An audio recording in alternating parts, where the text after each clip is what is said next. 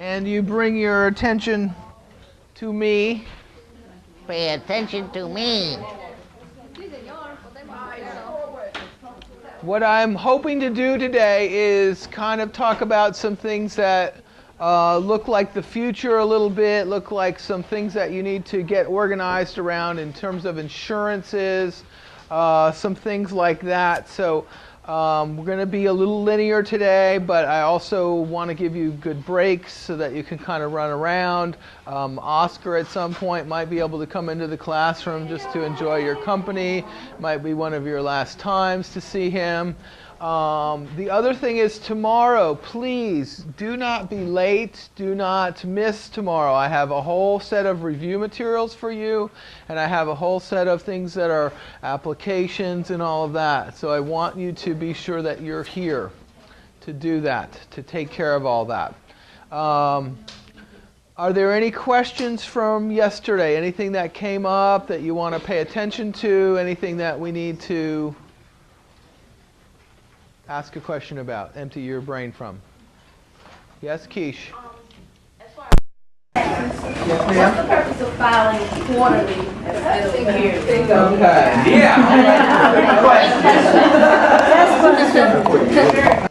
Very good. So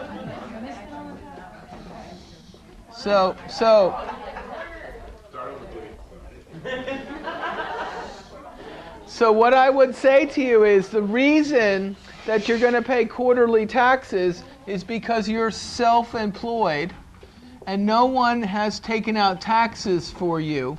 So the government wants its money on a fairly regular basis.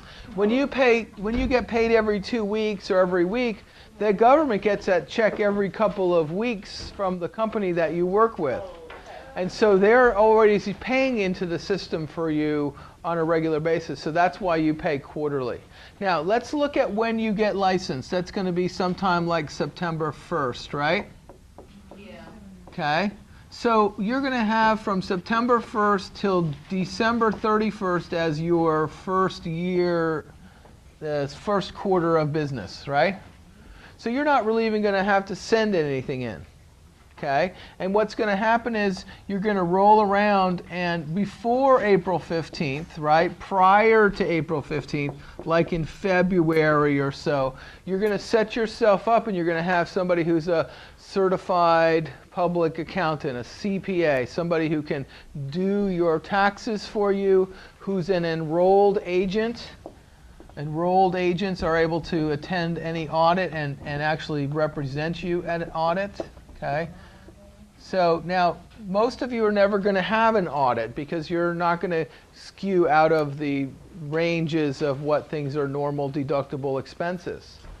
But it's important for you to have somebody who you can rely on to do this. Don't go to H&R Block, right? Don't go to all these, Hewitt.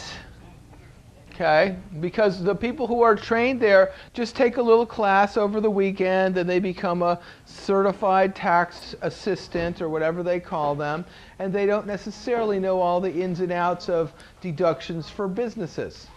Okay, so let's just say in February of 2010 you go to the CPA and you're going to bring all your stuff, right, Keish?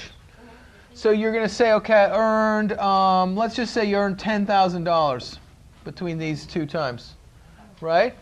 If that was all the income that you had for the year, you wouldn't really pay any taxes, would you? Not really, because you're well below that 16,000 number, right? So you probably won't pay any taxes. Now, you would have put away some money, right? Yeah. So that money is still yours, isn't it? Okay. Now the thing I want you to get a clear picture of here is that this number would then get multiplied by 4, wouldn't it, Keish? For the next year, to estimate your taxes for the next year. If you made $10,000 in one quarter, it's probably likely that you're going to make $10,000 in another quarter. Okay. So you multiply that by 4. So what your tax preparer will do is he will create or she will create an estimated tax payment schedule for you. Okay, and this is how you know what to pay quarterly. it's going to be created by someone. It's going to be a piece of paper that has an envelope with it. And so on April 15th, not only will you pay the taxes for 2009, you'll also pay your quarterly payment for 2010. Okay? This is why people don't like April, right? Because they have to pay that quarterly tax payment in addition to whatever taxes they owed. But if you follow the plan, like I'm telling you, and you have an accumulated amount of money in that tax savings account, there'll be plenty there. You'll be like, okay, we can share. We can share, okay? Because you're not going to have to take a loan to get it. Okay, so this is why we pay quarterly. So quarterly looks like April 15th, June 15th, September 15th, and December. Or it's January, but I usually pay it. I pay it in the same year because then way I have that expense for that year. Right? If you wait till January 15th, then that goes onto the next year's as an expense. Colleen, I got you.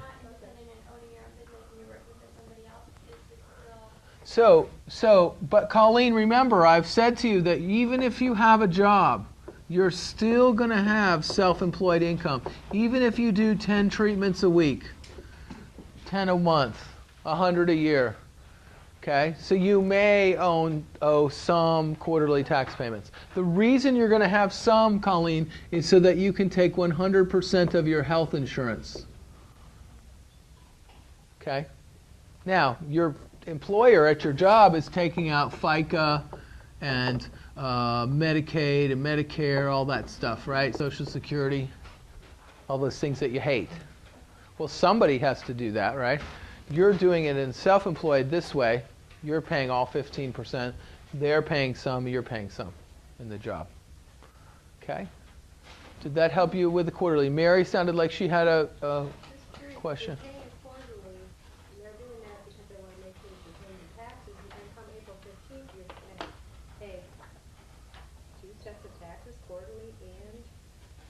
So yes, because one's for 1 year, Mary. If you have a tax bill from the 2009, if you have something that's owed still, right? Let's just say that you knew that every quarter you're going to have to send the government $2,000 because the estimated tax payments were going to be that. But you earned more than that. You might come to the end of the year and the CPA says, well, you actually owe another $500. That's why you'd send this one, okay, and then this would be your quarterly. Okay? Right. Okay? Dale?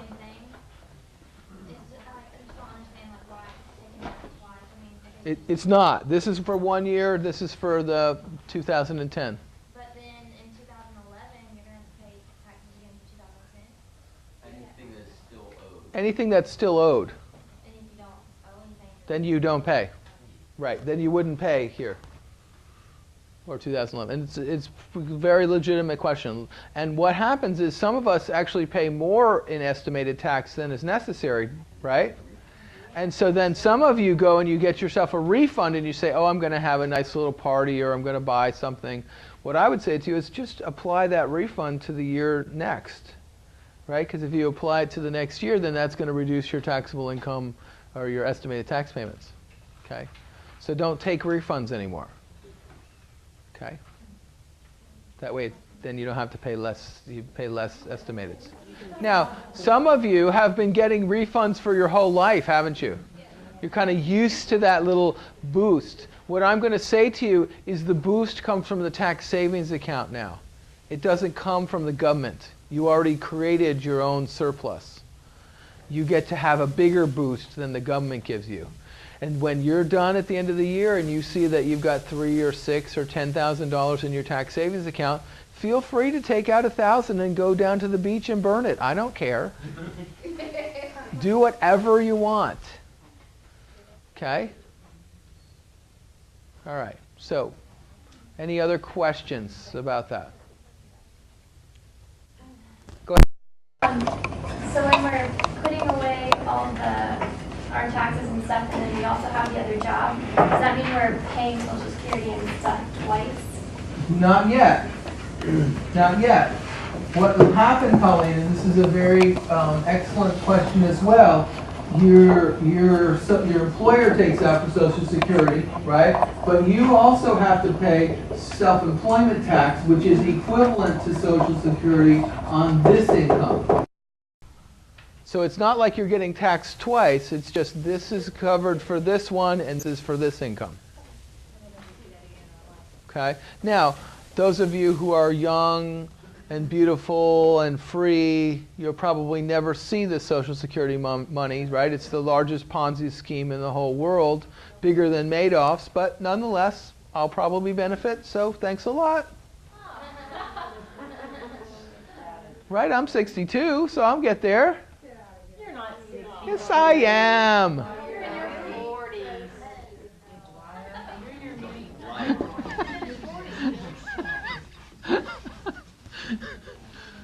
After all this time, Chrissy, they've stopped believing me. I think this is a problem.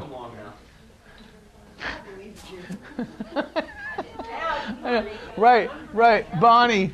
Bonnie 3. Bonnie. Bonnie. Okay. So, what I would like to do is I would like to then kind of give us that opportunity to think about things like insurance and how your car looks, but I also want to remind you that we talked yesterday a little bit about marketing and promotion. Is that correct? And did some of you kind of catch some good ideas from that? Okay, so anything that you think about, right, to create buzz for your business is going to be really important. And so you know people in your community, you're starting up a center, you're going to have to create an open house, aren't you?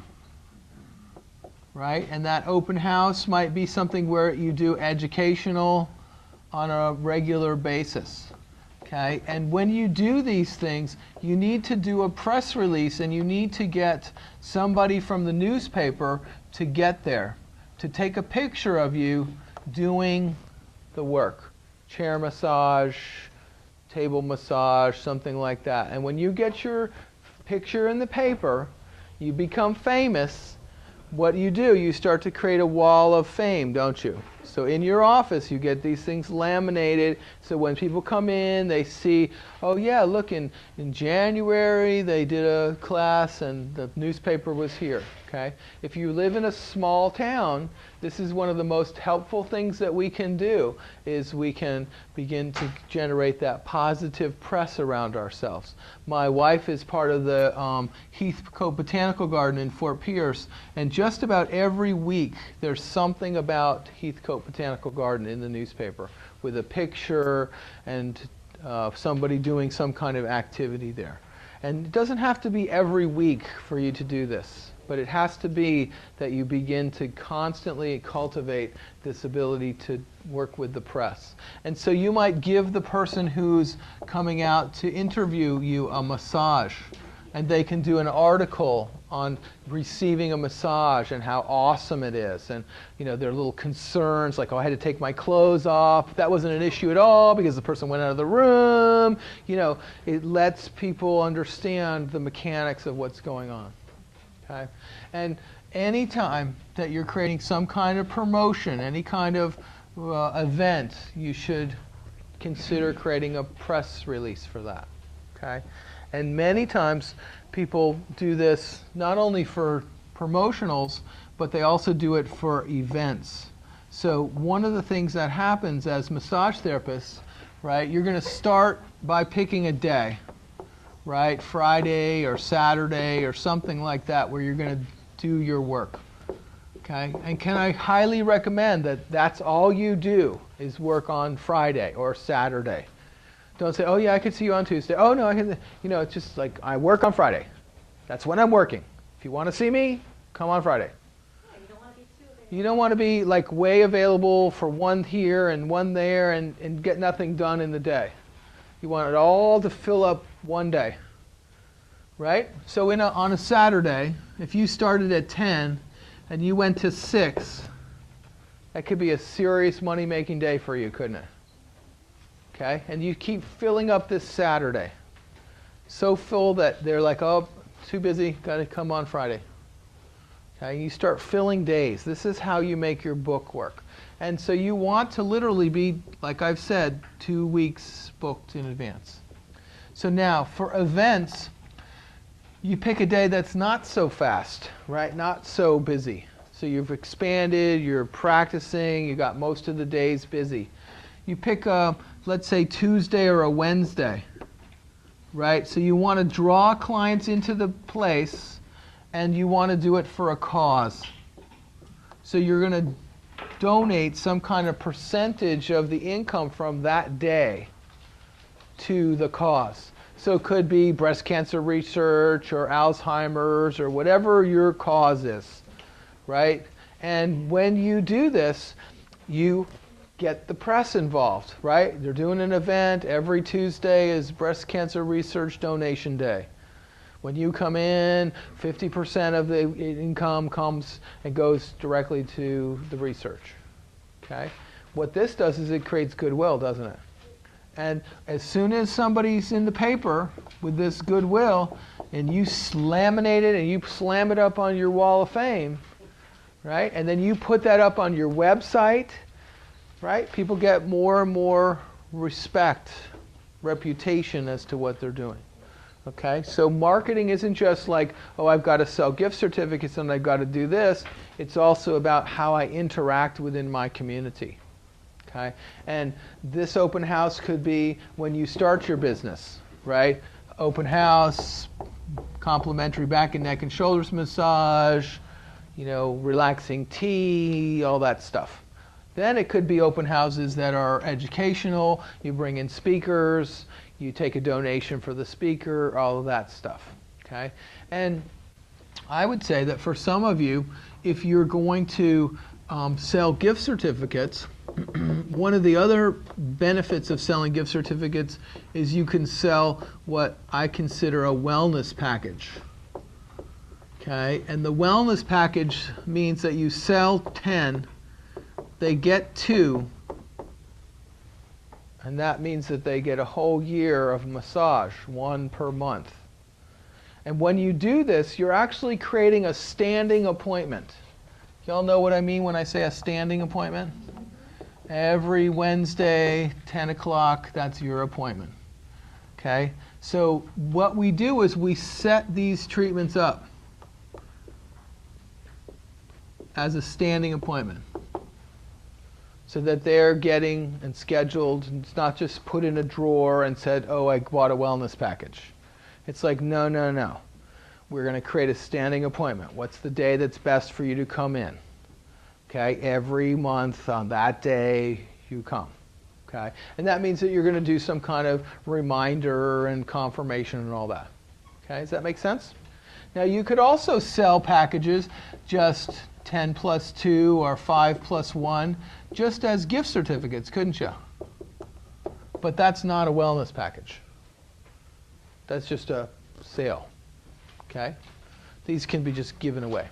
Now, the other thing about gift certificates is that you need to remember that if you're going to trade with people, right, if you're going to do barter with people, then you need to do retail for retail, right? So if your treatments are $60, whatever it is you're buying needs to be measured against that retail. So if your roof gets fixed and it's $2,400, right? How many massages would that be? Or you might do $1,000 of cash and $1,400 worth of gift certificates. Okay? But you do it retail for retail. What's the price? We agree on the price, then we say, here's how many gift certificates. You could do this with lawyer, with your dentist, okay, however you want. Ginny?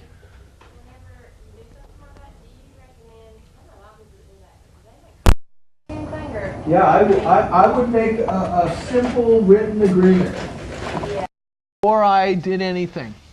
And I would also get the service before I turned over any gift certificates.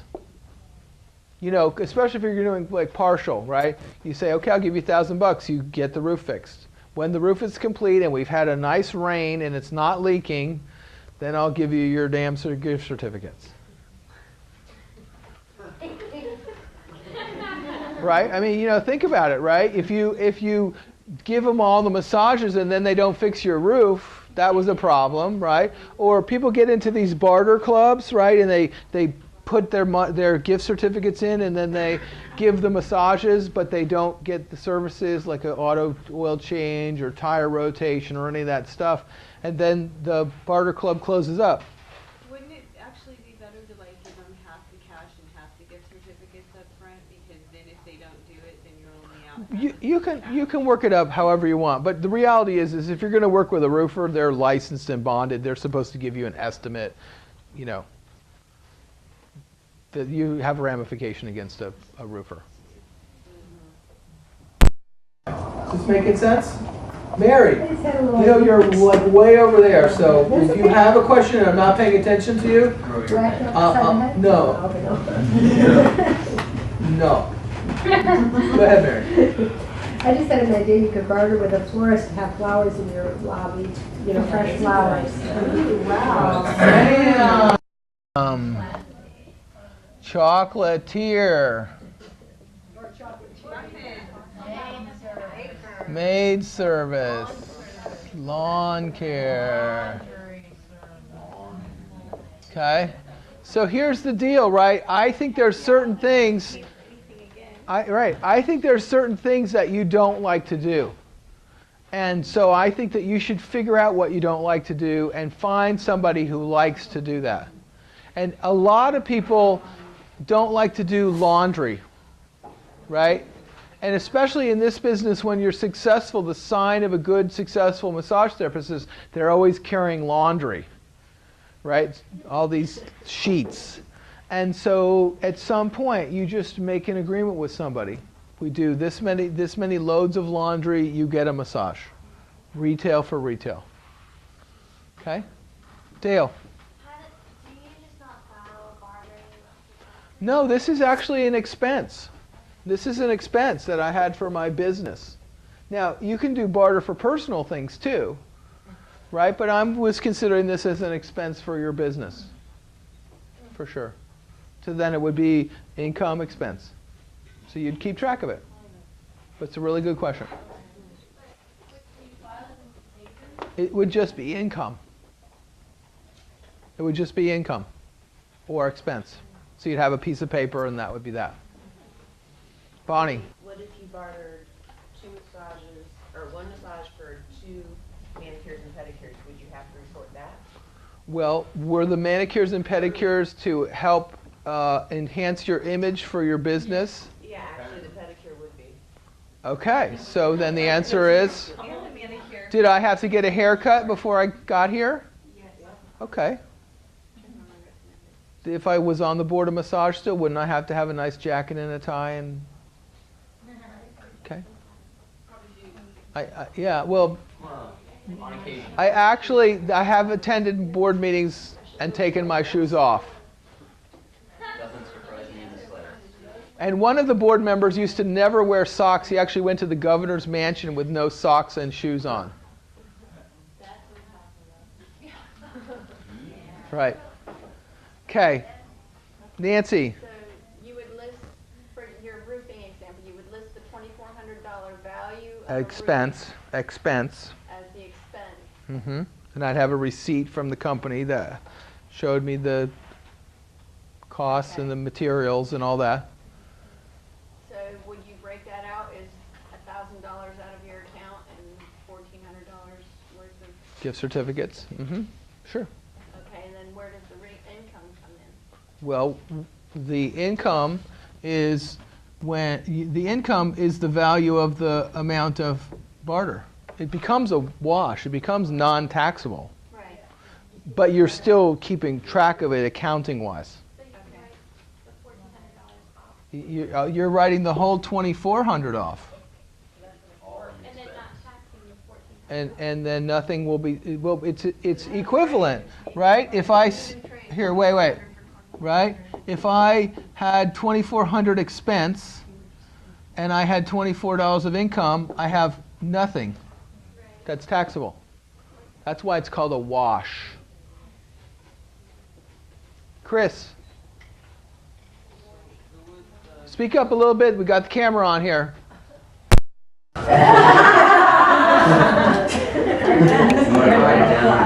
make you come up by here if you don't be careful. Where would the gift certificates go? Like, would you give them to the employees or? Great question. So where did the gift certificates go? They go to the company owner to distribute as they wish. Okay, and usually you're working with, you know, individual people that you already. I got my pool fixed when I lived in Gainesville. We moved into the house. We lived there about a year. I drained the pool down to spray it. Paul says, "Oh yeah, you got to spray your pool. You got to spray your pool. I'll help you out with that, right?" So we're draining the pool, right? Right. We got the pool down, right? And there's this crack in the pool, and the water starts coming in from the outside, right? He's like, "Oh shit, this isn't good. We're gonna call our guy," right?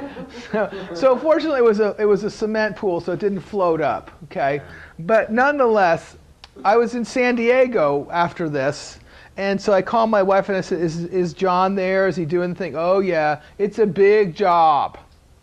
So I called John and I say, "You know, can we do some trade?" Because he's come to the massage school, he's done all this stuff. He's like, "Sure, we could do trade because I could use the body work." So we set a rate as to what we did. And so John came in every week for a couple weeks and got treatments. Okay, so it could just be that simple that you have that relationship with somebody. Okay, and that's how you're going to do barter, right? Your mechanic, right? Your mechanic is doing this all the time, aren't they?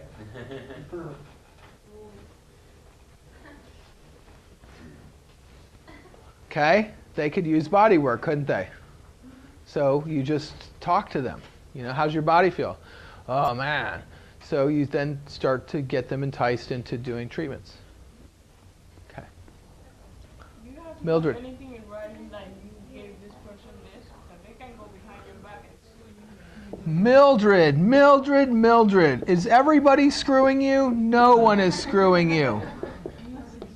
No one is screwing you. So here's the deal. I know what she said.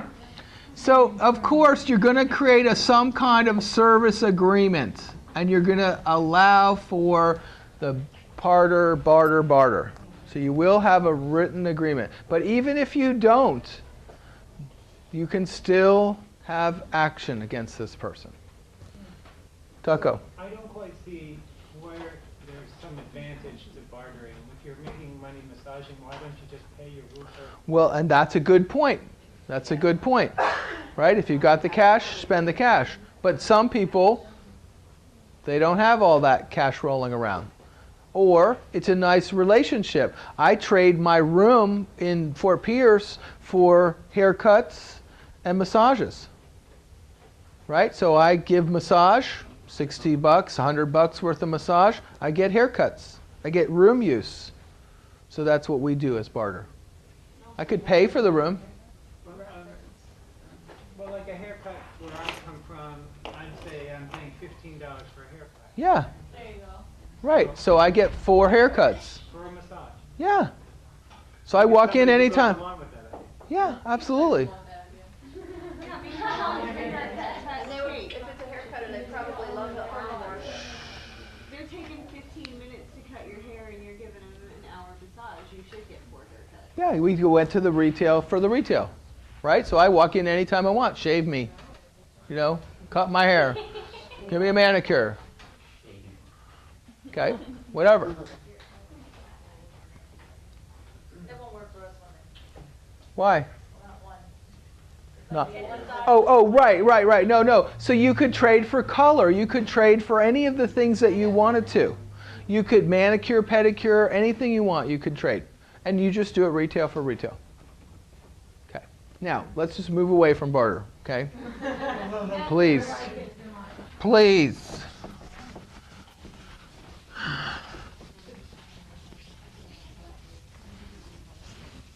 Okay. So now, the other thing that's important just in terms of keeping yourself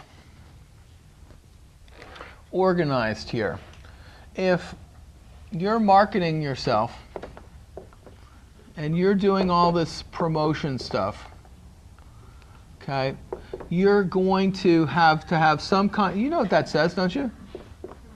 Promotion, right. So this journal of keeping track is going to be critical for you to get all those things out of your brain. Okay? And so you start to do the thing like in Franklin Day Planner where you have a to-do list, right? You understand what I'm saying here? And you have priorities and what you do and what you get done and all that. And there's pieces of this to-do list that need to get done on a regular basis. And one of the most important things in your massage world is cleaning. Okay? I cannot stress this enough to you. Your room needs to get cleaned on a very regular basis. The table gets taken out, you're cleaning the walls, you're cleaning the ceiling, you're doing all of that. It's very, very annoying to me when I go someplace and it's really dusty. Right? It's very obvious to me that somebody has a lot of psychic dust. Okay? And I literally, I'll go into somebody's massage room and I'll go, huh? Like, are they really paying attention to this stuff? You can be a great marketer and you go to the top of the shelf and it's like, huh? So, pay somebody to do this. You don't have to be the cleaner, but you pay somebody to do this. Now, the other thing, just in terms of the to-do list, that I think is pretty important, is that everyone that you work with, right, everyone who you're being with, is part of your promotion team. So when you're working in a salon or a chiropractic office or whatever, you need to have given each one of those people a treatment. They need to have had a 1-hour treatment with you so that they've had the full experience of the intake, the taking the clothes off, the outtake, the putting the clothes on, okay? Because they're going to talk about their experience to people. So imagine if you're working in a chiropractic office and the chiropractor says, yeah, we think you should get some massages. And the person's like, why would I want to do that? Got to take my clothes off. Right? Well, it's really not quite what you imagine. I can tell you about it from my experience, and this is what happens, and this is what goes on, and this is where your whole clothes get hung, and all that stuff. So that it's not like, oh, well, just go ask Pete about it. It's like they can tell you from their personal experience. And so they're also getting treatment from you because they benefit from it. In the salon business, right, one of the things that you should be very vigilant for is if somebody's waiting, right, that's time that you could be promoting yourself, right? If somebody's sitting in the office waiting, reading a magazine, that's 5 or 6 minutes that you could be putting your hands on them. So having the massage chair there, whenever somebody comes in, doctor's running a little bit late, if you'd like to have a complimentary back and neck and shoulders massage prior to your treatment, let me know. Okay? It's available for you. Okay? Because some people want to land, they want to look at their email, they want to do different stuff, they don't need any stimulation. But other people, think about somebody who's doing nails, right? And the nail tech is running late. And what's the classic thing that the women who are got their nails done and they just kind of want to wait and they sit there while their nails are drying, right? And the nail tech's like, get your ass out of the seat. I got the next girl coming, right? So what we arranged was that the person would dry their nails while they were getting a back and neck and shoulders massage. So we'd pull their chair away, put another chair in there. The nail tech could do their job. I had the person whose nails were drying. Okay? Or person's running late, right? Instead of being irritated that Richard's running late, just put him in the chair. Okay? And lots of times, this is what leads you to getting cross services. right? So when we're working in a place where we have hair and nails, massage, fitness, whatever, right? Person comes in and they're going to set aside a chunk of time and be at your location. And instead of going away and coming back to get the next treatment, they just combine them. Once they learn what's there, they just start to spend that time right there. So I think we used to call it a day of beauty, right? And it included lunch. So the person would come in, 10 o'clock, get a pedicure. 11 o'clock, get your nails. 12 o'clock, have a little lunch. 12:30, have a massage. 1:30, get your face done or your hair done. Right? So by the end of the day, they're done. Right? Hair, face, nails, pedicure, manicure. Okay? It could be a wedding party. Right? I can't tell you how many times we worked with wedding parties. Right? And every different person in the wedding party had the updo or the this or the that, and everybody got massage, they all got pedicures, they all got manicures, you know, so you can organize around that. Okay? And then one of the things that Lee and I used to do was we called it One Enchanted Evening. Okay? And yeah. And what we would do is we would have, Lee's my wife, yes. Not my wiener dog. That's Oscar. Okay? We would bring a thing of like cheese and fruit platter, very nice bottle of wine or champagne. Okay? 2 massage tables. Right? So the couple got massaged. Okay, at the end, we'd fold up the tables, wine and cheese were served, we left.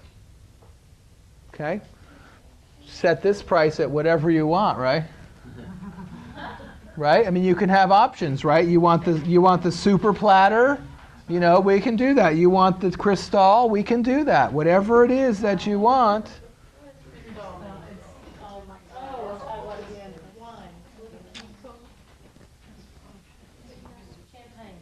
Yeah, Cristal champagne. Some people know Dom Perignon. I just happen to know Cristal. Yeah, Mike would have a beer, right? We could we could get you a Stella Artois, no problem. Okay? So here's some ways to think about how you're going to interact with any of your things. So the last one, just so that you're clear on this, some of you have been to a Tupperware party, is that right? Yeah. So how about if you did a massage party? I have been. Okay, and I think a massage party would be fun to do with multiple therapists and maybe even a manicure pedicure person. Right? So that you have all the different people, the person who sponsors it gets everything for free. All the people who come pay 10 or 15 or 25 bucks for the event. They have food, they have wine, they have fun, all that stuff. Okay, so a massage party would be a great way to introduce this. And then, of course, everybody who's at the party gets some kind of thing to take away, don't they? Because the goal is that you're getting the address, the name, the ability for them to know who you are, right? And so you give them the opportunity to get a massage, and you give away time, right? Half hour free. Not free.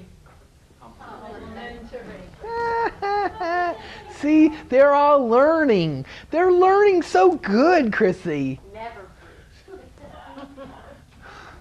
Okay, so are there any other variations on this? Yes, thousands of variations. It's up to you to be creative, right? If you live in a beach town, it might be something like a sunset float and a massage. You live in a ski town, it could be something around skiing. You know, it's all about what you think of for your place, okay? And then, of course, Sarah, who has this celestial theme, right? She could do one at the Astronomy Center. right? Where they watch the planets. They watch the planets. They get transported back to the celestial center. They have a little wine, a little cheese, a little massage. Okay? Sound good, Sarah? Sounds cool, except I don't know where there's an astronomy center anywhere near there. Museum, college. Right, Sarah. Well, so then, Sarah, you can get an amateur astronomer to entertain your people. Okay. So there's a couple of things that are important as you start getting done here. So I want to think about the future a little bit. Kind of want to think about even thinking about retirement at some point. And I know that you're at the beginning of your career, but it will be helpful. Actually, if you leave that open, because that will get us the flow. And then I'm going to suggest today that when you get ready for your break, that you go out those doors, because I had this little epiphany about what's going on with this air conditioning thing. And the guy said that that's where the air handler is, right? So you guys walk in and out right where the air handler is. So there's no way that it can catch up, right? But if you walk out that door to those two doors to do your break, that will shift what's going on in here. Okay? They've always been locked. I know. Well, we'll unlock them. Dar and I and Gordy talked about this yesterday. It's like we could invite you to come in this door. It's not that much farther or different, and that way that air handler wouldn't get hot air every 4 seconds when you guys are coming in for class. That's what happens. Okay? So is it okay if we think about retirement, even though you're not very old? How old? You're 65 though. That makes me Okay. Now the other thing is, just in terms of insurances and things like that, we want to kind of add to your list here. So remember, one of the things that you're going to think about as you're finishing up school is to get your professional liability insurance. Okay, so that would be one. So now number two is you're going to actually be driving around in your car a lot more for business, aren't you? And when you drive around in your car for business, there's a lot of risk that goes on, right? Somebody could crash into you. And as they crash into you and you're on your business errands, that could be a problem. So tell me about your car policies. Do most of you have the minimum? Okay. Can I tell you that if you have the minimum, which is $25,000, $50,000 for the med pay, right, and minimum for everything else, this will be what will be wiped out on your ambulance ride to the hospital when you are in an accident. Okay, and I can attest to this from Audrey. Audrey said that when she was in her accident, just the operation in the operating room was $55,000. Okay, so the minimum, the full coverage is $100,000, $300,000. And it doesn't really cost that much more for you to take it up to that. This is called medical payments, med pay. This is where you are paid, your company pays for your medical problems. Am I being clear about that? Massage can be received in this. If massage is medically necessary because you have a whiplash condition or a shoulder injury or whatever, your doctor can prescribe chiropractic massage, all of those things. Okay, so this is something to think about. And then many of you have a comprehensive and collision, which is way too much, right? Some of you do this deductible thing where it's $250 on your old beater car. Why? Right? You should raise your deductible to as high as you feel comfortable that you can do that. And your car person, right, or like I work with Progressive, so you can just go online and take a look, and you change one area and it tells you what the rate will be. You change it again and it tells you what the rate will be. And for the few dollars that you change from this, you can put them into this MedPay. So you're just shifting things around. The other thing that's really important about your car, since you're such at risk, is that your insurance company needs to know that you're driving for business. Right? Because if you have a magnet on your car that says Jackie's Fabulous Massage, and that someone runs into you, or you run into someone else and they don't know that it's a business vehicle now, you're not really going to be covered. Okay? So, just want to remind you about that. So, next thing is your home. Okay? Lots and lots of you are going to actually store and have things in your home. Does that make sense? Like your table or your chair or your linens. And some of you will actually have like computer stuff there. So you also are going to want to tell your company that this is business. Business. Okay? And lots of times when you tell them that you're basically a mobile massage therapist, or you have an office but you have some things there, it's not really going to change your policy. If you were to have people come to your home and have a home office, that's going to be different. Okay? And it will actually change your rates. It will shift your rates for sure. Okay?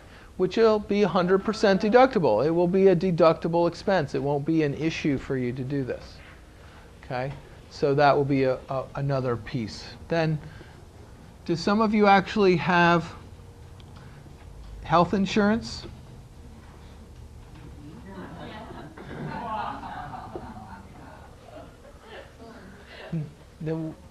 Yes, no? No. Okay. So I'm not a big fan. I'm not a big fan of health insurance. Like, I think that it's a ripoff. So I'm going to tell you what I have. Okay. So first of all, as I say this, no matter what, it's 100% deductible. As a self-employed human being. This is why, Colleen, even if you have a job, you're going to have some self-employed income. Okay? My sister's a hairdresser, and I told her that exact statement because you said it before, and she argued with me, and well, that's too bad. So would it be Just because she thinks that doesn't mean it's true. Tell her again. No, so what we're going to do is we're going to go to irs.gov. Okay, this is a site that you have paid for already. This is an excellent site, by the way. You paid for it, right? And there are sections on this about small business. Okay, and it will give you all of the expenses for businesses. Okay, now I'm not talking about life insurance or anything else. Health insurance is 100% deductible. Now, when you're dealing with health insurance, one of the things that's the biggest scam is that most of you are paying $300 to $500 a month for something that you've never used. Is that correct? Is that correct? Am I saying this correctly? Now, even if you paid $200 a month, right? If you never use this thing, where's all this money going to? It's going to the insurance company, which then they will use to purchase all kinds of other things or to pay out into funds and all this stuff, right? Now, if you don't access health care because you're healthy and you're well, and you were paying somewhere about $300 a month, what if you took that for a year and put it into a little fund for yourself? This is better. Right? I've been keeping track for 15 years. I don't spend more than $2,000 a year for health care. Okay, my wife spends maybe $4,000 a year in health care. So one of the things that I would like for you to think about is in the month of August, Blue Cross Blue Shield, and I'm not a proponent of Blue Cross Blue Shield, it's just one of the many options, has open enrollment. Okay, and open enrollment means that anyone can join. Okay? And what you're looking for is a major medical policy. Some people call it catastrophic.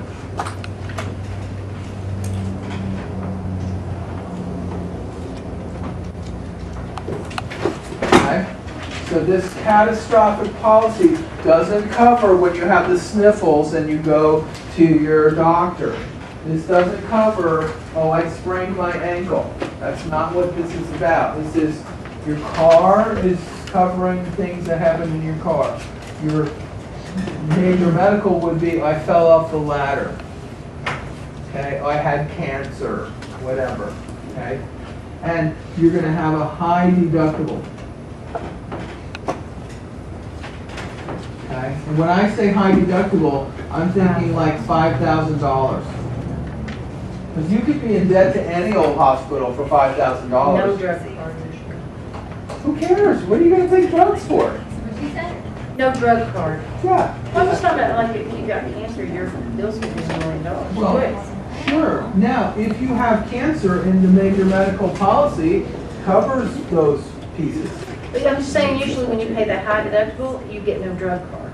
But what I'm saying to you is, once you've met your deductible, if you're in this policy, you don't need a drug card. If you have cancer, you can meet your deductible. You're going to meet your deductible. Yeah.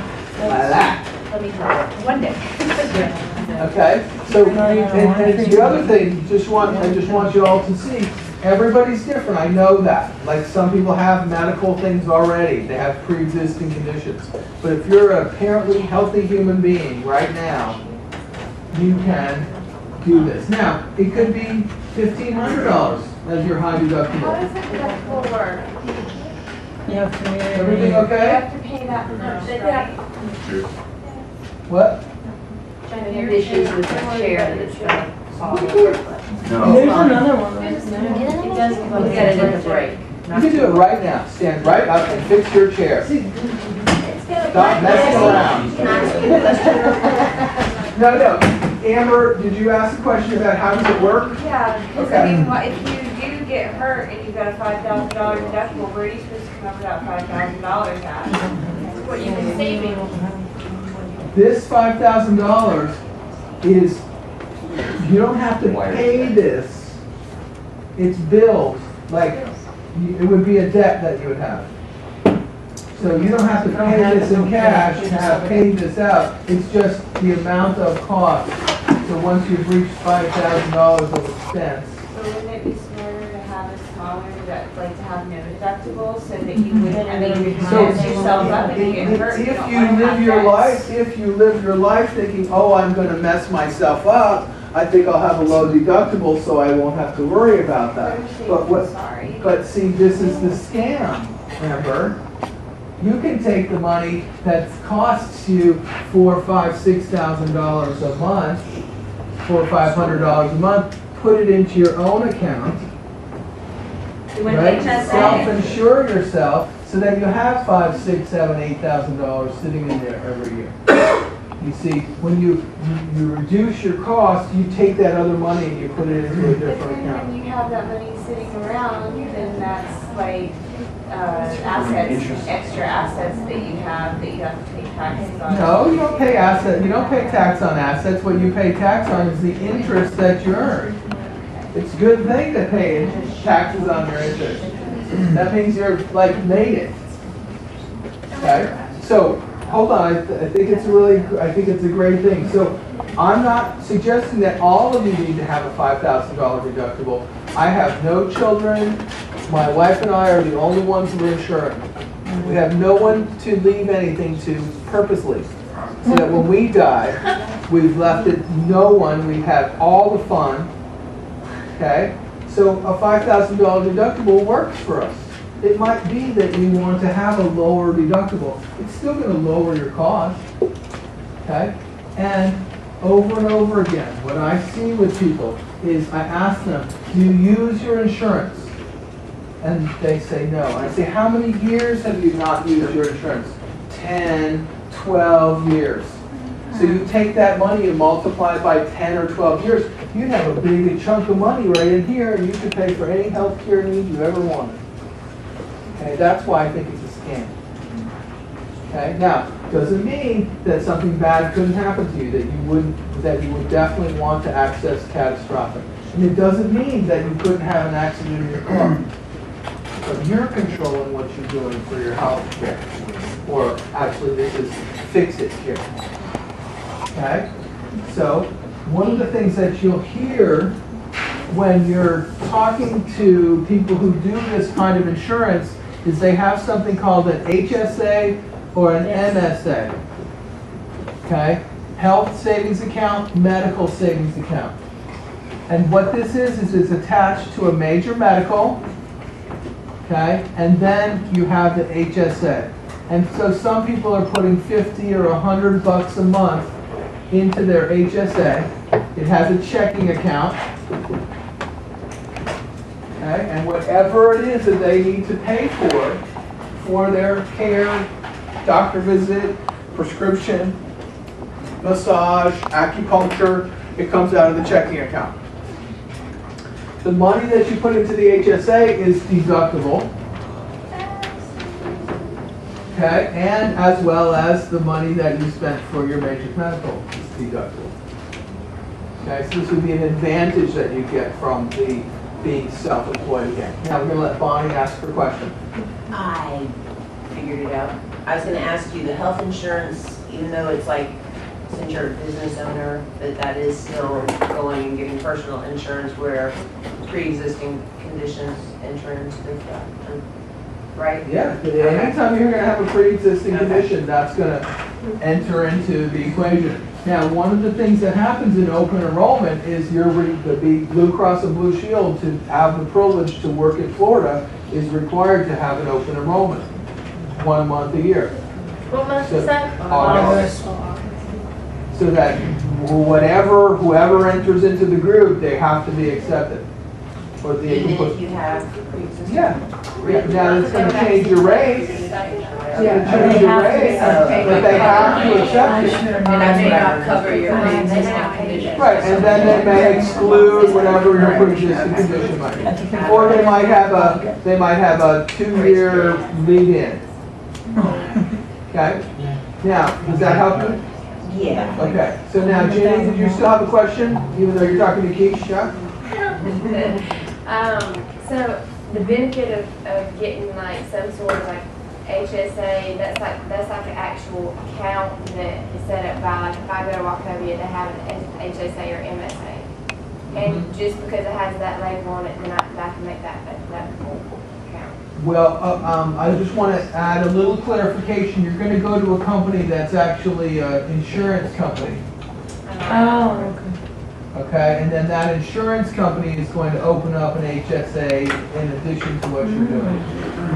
Okay, now, the other way that you could do it, Jenny, which is what you're talking about, which is my own private Idaho over here, right? Self-insurance. Do you have insurance right now? Why not? I have Blue Cross Blue Shield and I paid like for 2 years and I didn't end up paying out one single medical. Okay, how much did you pay? Altogether about probably $2,000. Okay, so that $2,000 could have gone right into your bank account, right, instead of theirs.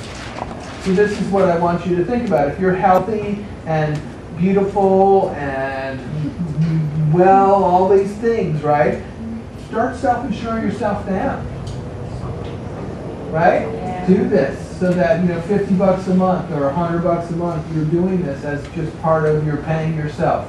You could have $7,000 to $10,000. Also, remember, just so that you're clear, remember we always had money in the tax savings account, didn't we? Right? There's always going to be something left over in the tax savings account. So you could say, so this year, that money that's done there is my HSA money. And then you can start using that and accessing that.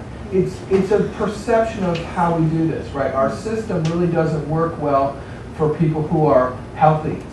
We're getting screwed to help other people who aren't so healthy because the rates are high. Now, if it was something that worked for everybody, like everybody got care, no matter what was going on with you, you didn't matter if you paid in or not, then that would be different. And there's lots of people who are railing right now because we're going to have socialized medicine. Well, guess what? Medicare is socialized medicine. Wow, Katie. Yes. No one bitches about that. I know, They like I their know. Medicare coverage. You know, and what I would say, we should live in a society where we take care of everyone, right? This isn't socialism, this is human beingism, right? And so when I get pissed off about insurance and insurance adjusters and all this stuff is, you never use it. You're always told, you're in danger. You're in danger. You're in danger. Pay us some money so that we can have it. Right? I'd rather have my own money, and Ginny, I think you can appreciate that even if it was $500 or $600, you'd go and get your yearly checkup, you'd go and get a physical, you'd feel fine about your life. Okay? I don't even go and get physicals. Right? Because what are they going to look for? Oh, do you have an erectile dysfunction yet? Right? Hey, how's your blood pressure? How old are you? Here's the list of what's coming. Exactly. You know? And this is programming to people that say, oh, doctors are really smart and they're smarter than me. And I know doctors and they're not smarter than me. Okay? They're smart in certain ways. Okay. So, oh, it's Mary over there. Mary's not really 401. I'm just a figment. No, go ahead, Mary. I can turn and look at you now. 2 questions, or just comments, questions, whatever. You still have to pay for the major medical. Absolutely, yes. Yeah. And then, are you going to talk about dental coverage? I can. That would be good. And vision. Okay. Dental. Okay, so you got the idea, right? So now, there are some policies that you can purchase that are fairly broad. One of the things that I find a little annoying about the health industry is that eye care and dental care seem to be something that they're separate from medical care. But even, like, I can barely see you all, right? I got my glasses off, but I know you're fine. Probably don't need it. This whole thing, you can roll dental eyeglasses into a major medical catastrophic, and you will pay an extra premium for that. Or as part of your associations, right, whether you join the Chamber of Commerce or the AMTA, many of those groups actually create a dental eye plan, okay? Now, I consider your teeth one of the most important pieces of your body, right, in your marketing, in your promotion. So what I would say to you is that it's well worth it to you to spend some money to have your teeth worked on if they need to be.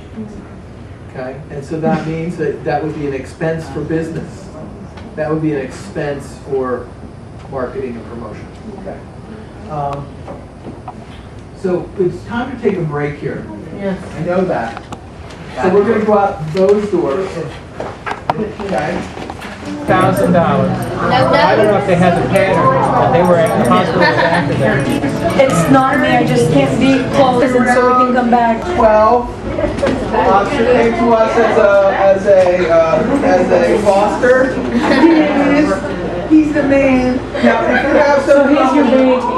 So if he's if there's got something on the ground that he can get into your bag, a little chocolate, a little anything, he'll get there.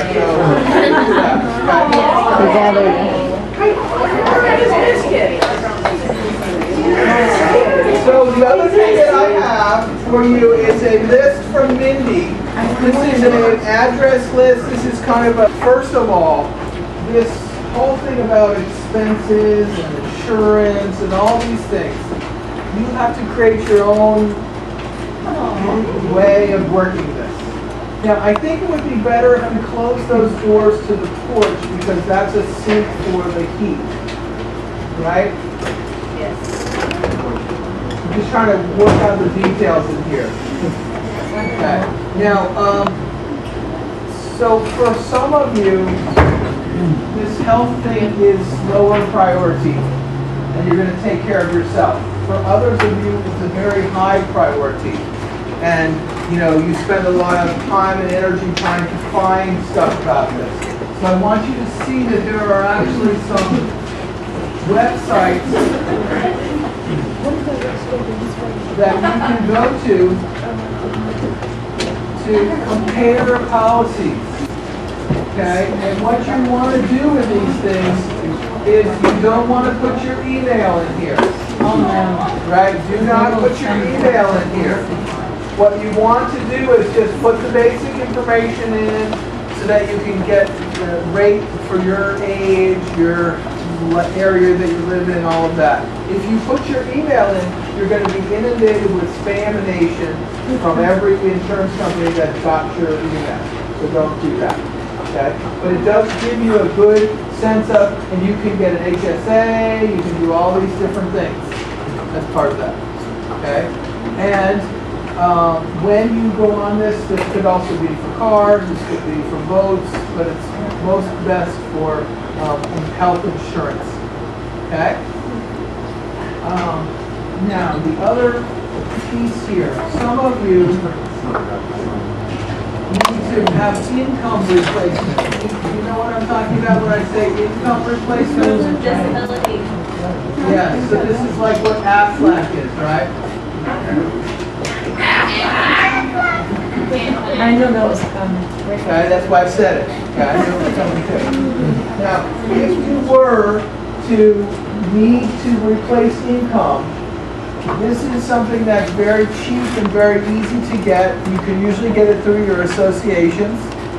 Okay, let's just say for kicks and grins you needed to do $2,000 a month of replacement. That's going to cost you about $200 a year. Okay? If you need $5,000 a month replacement, it's going to be about $500 a year. Very cheap. Yes.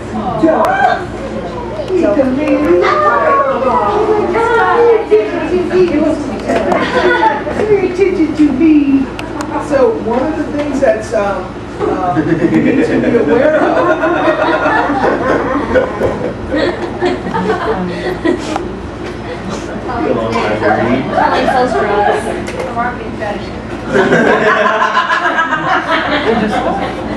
I didn't see what it said, so I'll let Chrissy tell me later. Or maybe Colleen can tell me correctly. Okay. Now, this disability policy is when you're injured. So it kicks in after 60 or 90 days. It's not like, oh, I'm injured, I get cash. So 60 days is a long time. 90 days for some people is a long time. And these things last for 5 years, sometimes lifetime. It varies. But this will be something that will be important for you. If you can't use your hands, because that's the way you do your income, then it will be helpful for you to be able to have some income replacement. Okay? And lots of times people buy this insurance, it will be a deductible expense, and it gives them a little bit of a peace of mind. They kind of like having disability insurance. Whereas this is a little more annoying to have to deal with, right? The health insurance. Okay? Now, I'm going to tell you that I think it's important for you to have more than 3 to 6 months. I think you could have 6 to 9 months of a rainy day fund, right? An emergency fund. So if we're trying to create priorities, right?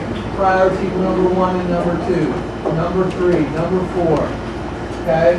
This thing is going to take a while for you to build up.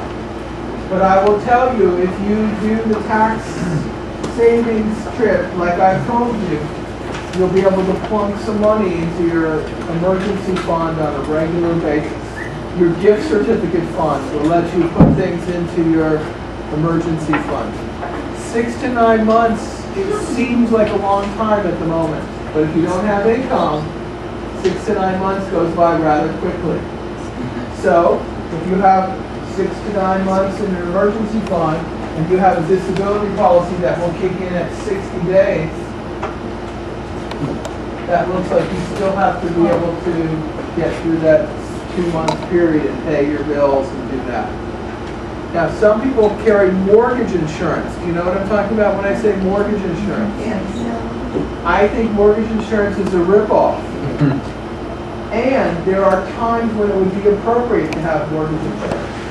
If you have a spouse or a child and there's no money for them to have left behind, then they're going to lose the house. It would be good for you to buy mortgage insurance.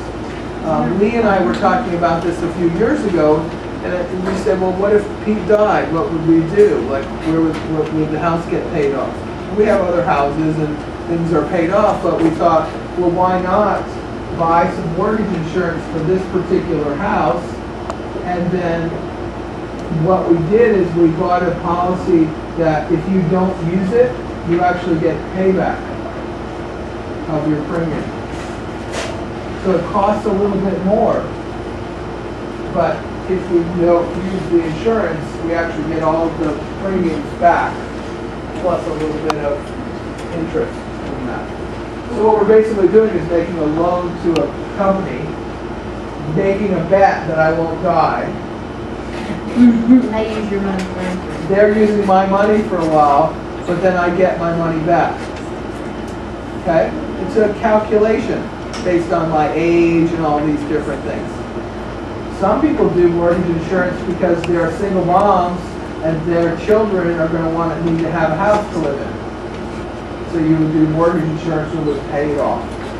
Okay? And this insurance can be very cheap. I think $70, $80 for a month. Okay? So you can see how things could stack up. Now, do I believe in insurance? Not in particular. Okay, but I'm driving around in a car, I would definitely have insurance for that. Okay? My home, if it burned, got a hurricane, I'd like to get some cash from that at night. And there's certain places that I do believe in insurance. Not taking the risk, not self-insurance. Okay?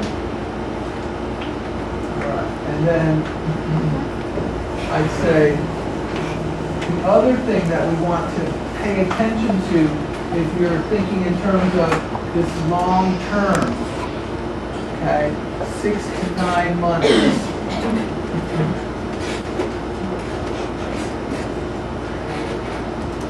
How much money should that be? Whatever amount. So what is your monthly cost? Okay, what does it cost you right now, Roberta? I don't know, like,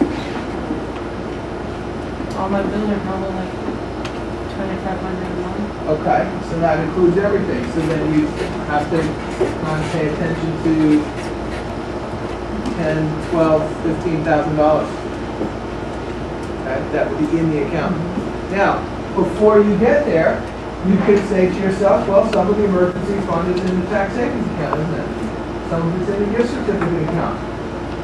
Okay, and then progressively make that a bigger and bigger thing. And for some of you, you actually are going to start to make investments. Okay? And you're actually going to buy stock or bonds. Okay? Don't be afraid to buy stock or bonds, okay? But most of you would be better off if you bought some kind of fund, right? A stock fund or a fund of funds, so that you're having a diversified portfolio. And many times, instead of buying individual stocks, you'll buy a fund based on different parameters. So I would like for you all to think about, as we go into this next piece, right, an IRA. How many of you actually have an IRA?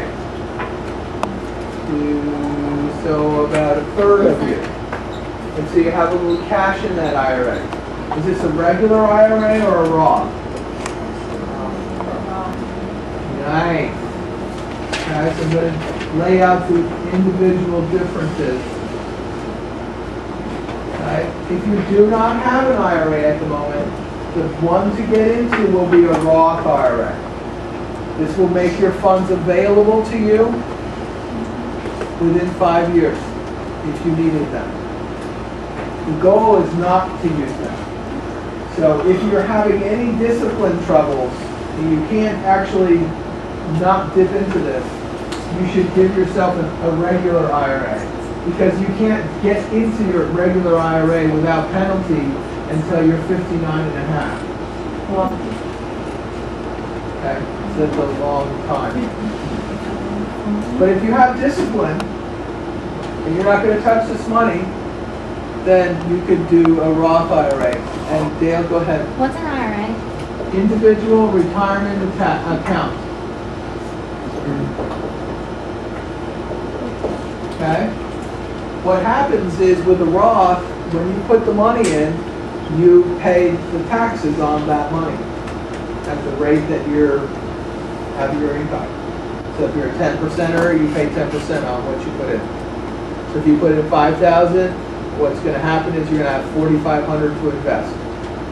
Okay? And then that money, as it grows by what's called compound interest. And so the rate of return is dependent upon the type of fund, the type of stock, the type of vehicle instrument that you use. Okay? And lots of times people get a little inundated by like all the potential funds and prospectuses and things like that. So what I think would be helpful for you is to go to a library, talk to a librarian, and tell that person that you want to learn about stocks and you want to learn about Value Line. And they'll bring you right to the section where all the Value Line books are, and they can show you how this works. And what you're looking for is rates of return by year. And for many years, up until this last September, people were talking about getting 12% return, 18% return, okay? These people who had these kinds of returns, some of them have had some severe losses because there was high risk that went along with those high returns. There are other people who didn't really like what that was happening, and they were just saying, I'm going to park my money, I'm going to get 1% or 2%. Okay? And so some of those people didn't lose as much money. But the potential for increase is very low when it's 1% or 2%. Because inflation takes away those kinds of things. Depends on your risk tolerance. Yeah, absolutely. Absolutely. But even just with 2% inflation, 1% interest, you're still, okay? But here's the deal. If you are thinking long term, you need to think about how old you are, right? What your age is,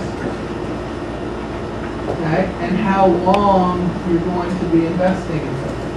So if you have a long timeline, 20 to 40 years, some of you in this room do, then the rate of return at 6 or 8% is going to compound in a way that's going to be pretty stunning to you when you know the rule of 72. Mm-hmm. Okay, any of you know what the rule of 72 is? Okay, how we determine when something doubles, how quickly something will double. So if you have people and you know the percentage of increase, we can determine how quickly that population will double. Or we can determine how your money will double.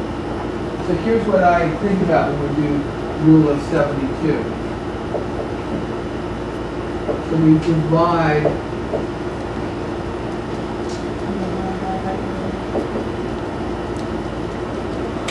72 by the percents.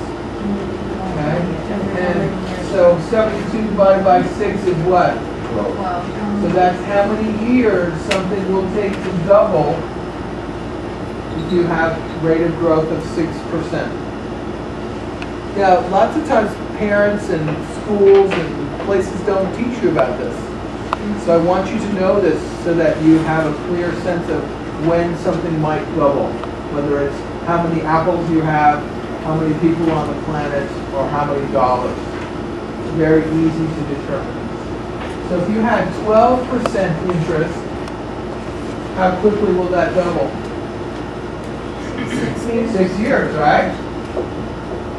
So if I have invested in a fund my first year of being a massage therapist, and I can put $5,000 in an IRA, right? Because that's the max, unless you're 55, which would be a little more, but put it in an IRA, put it in the Roth IRA, okay? If we were to do this 2 years in a row, right? Let's say we did it for 5 years in a row, we'd have $25,000 base, right? Is that correct? We'd also have interest that's been accruing from all this time, right? So if we just took the $5,000 and we got 12%, in 6 years that would be $10,000, wouldn't it? So you can see how this number would get bigger and bigger as you keep adding to it. Is that correct? Now, what if we just had 25,000 and we stopped putting stuff in? And let's say that you were 25 years old, right? You started when you were 20. Now you're 25 years old, you started with this. So it would double every 6 years, wouldn't it? So 25 to 70, right, that's 50 years. Right? How many times would it double at 12%? About 8 times. 8 times. That's not putting any more money in, that's just 8 times. So that's $400,000, isn't it? Just by using compound interest. Now, let's just say you're not getting 12%. That's not realistic as far as I'm concerned, but 8 is, right? How many times does 8 go into 72? 9. About 9, right? So every 9 years your money could double. Well, that's 5 times, or pretty close to 5 times. Okay? So you can use this principle, compound interest, saving. Okay? Now, some of you, maybe you don't think banks are good or something. You want to put your money in a mattress. Right? Well, you know, get your house broken down, or you have a hurricane and some kind of something problem happens. Okay? This is the reason we use banks. Okay? And banks didn't fail. In September, when I was driving to Missouri after NMT, we were hearing all this crazy shit going on, right? And I looked at Lee and I'm like, it could fall apart. Well, why didn't it fall apart? Well, because the government added some cash liquidity into this thing and kept it from falling apart. In the Depression times, the reason it fell apart is nobody acted quickly. Okay? So don't freak out about money. Just be sure that you're taking care of your own. Could you just give us a kind of an idea where you think one could get 8% interest? Absolutely. Absolutely. Many of the stock funds, Fidelity, Vanguard, all of them, their history, 20, 25-year histories are 6 to 8%. And those are no loan fees, and those are no service fees. Okay, and what you would do is you would go to the value line, and you would exclude last year. Right? And you take any company that you want, whether it was Kaufman Fund or Fidelity, Contra Fund, or anything. And you can look at what the 5-year, 10-year, 20-year return is. And then you can add in the fees and see what all that looks like, and what the rate of return would be. Okay. So rather than go to an investment broker, you would go right to that fund yourself? Absolutely. I would never, you can do all this stuff online. You can do all the research you want online. Absolutely. There's no reason for you to have any kind of financial planner. Now, if you're, you won the lottery and you had a couple $1 million to invest, I might say something a little different, but. Roberta. A couple months ago, I got a friend of mine wanted me to get into Primerica. And they do, that's how I learned the Rule 72 and all of that. What do you think, what do you know about it? Is it a good place to do? Oh, okay. So then I'm not gonna, I can't be your advisor as to where to put your stuff. No, I know, I'm just wondering whether or not what's your opinion on it? Okay, so what you look at bond rating for a company. That gives you your stability, right? AAA rating, highly stable. B plus, not so stable. Okay, so you would look at the age of the company. Prime America is actually a very old company. It's not something that's going to go away. And AIG was a very big company and an old company. It went away because of leveraged buyouts and different things. Because they were saying something around 12%. Yeah, well, I will tell you that every financial planner will tell you the example will be 12%. Why? Because it's a nice number. So think every 6 years your money's going to double. Well, your money didn't double this year, right? And it probably won't double for the next few years because you're not going to be able to generate that 6%. So it's one of those things where they show you the ideal, and what you want to do is you want to look at realistic, what would happen, what would it look like at 4%. Okay? And say then, how do I like this investment at 4%? How do I like this investment at no interest? Go ahead, Ducko. Well, so then I'm asking again, is there anywhere that in today's world actually returns 8%? Yeah. Yeah, and if I had a Wall Street Journal with me, I could look at the chart and tell you 10 or 15 different things. It depends on the industry and the time. But those things wouldn't really be what you consider secure, indefinitely secure, like. Right. Now that goes right back to Katie's comment, right? We look at our risk tolerance. We also look at how long we're going to be doing that investment, right? If you're going to have a short time frame where you're going to be investing that, you're going to want it to be less high interest and more stable. Okay, but that's all research. That's all literally, looking at the company, seeing what the prospectus says, see who's running it. You can pick up Money Magazine, Ducko, and you can see the top-rated funds for every month. You can see the last 12 months, all that. Money Magazine's a great magazine for exactly what you're looking for. And do you switch very? I switch, then you have to pay fees. So you don't switch? I ride. I have a long time frame, right? I'm going to be 62 next year.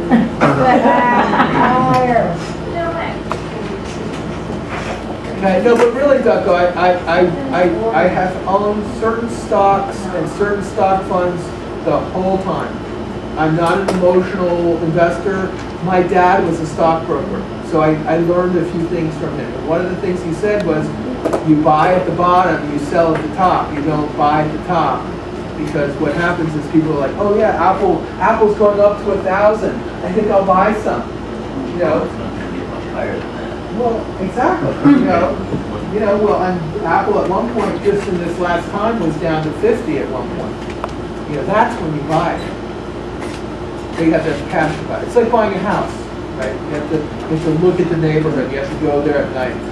I went to my duplex over at Phoenix.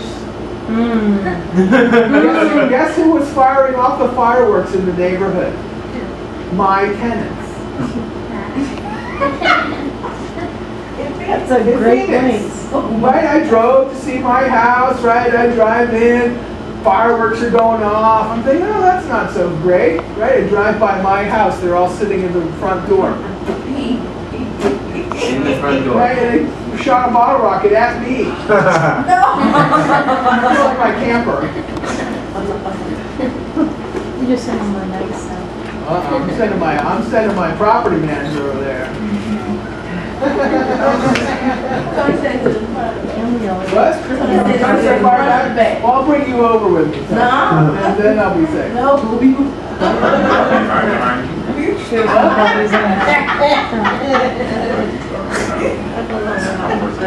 Okay. So the other thing, just in terms of the end of your life, right? If you've been funding your Roth IRA, right, and you've been building up $5,000 a year for 20 years or 30 years, right? Just that amount, $150,000, based on compound interest, could be multiples of that. Okay, looking like close to $1 million in an IRA, even at 6%. Okay, so I want you to really take advantage of the tax code. And then, of course, if you and your partner are able to do this, right, we're reducing our taxable income because IRA expense is a subtraction from your expenses, from your taxable income. So this might be one of the reasons that you do the IRA, is so that you end up not having to pay any taxes at all, because it brings you down into that part of the tax code. Okay? And then the other thing that's so important is that you need to start to think about owning property. Okay? So first of all, I think it's important to own your home, not rent. Now there's certain times when it's okay to rent. Right? When you're in transition, when you don't quite know where you're going to be, it's perfectly acceptable to rent. But if you're renting in one place for 10 years, now that you just lost the utility value of that money, there's nothing there for you. You paid somebody else's mortgage, right? You actually help them finance their world. Okay? So what I would say to you is, if rent and mortgage look pretty close, then you should buy. Now, in this past market, where everything was inflated and everybody was crazy and doing flipping and all this stuff, it didn't work, right? People got themselves into these no interest loan or no principal loans and just interest only. That's not what I'm talking about. If you could buy a house in Gainesville for $100,000, which I know you can, and you could put down 30%, which I know in the future you can, and you had a $70,000 mortgage, right? The principal and the interest and the taxes would be about $700 a month. That's what rent looks like in this town, doesn't it? Yeah. Okay, so it looks pretty close. And notice I'm saying principal, interest, and taxes. So you need to think about this.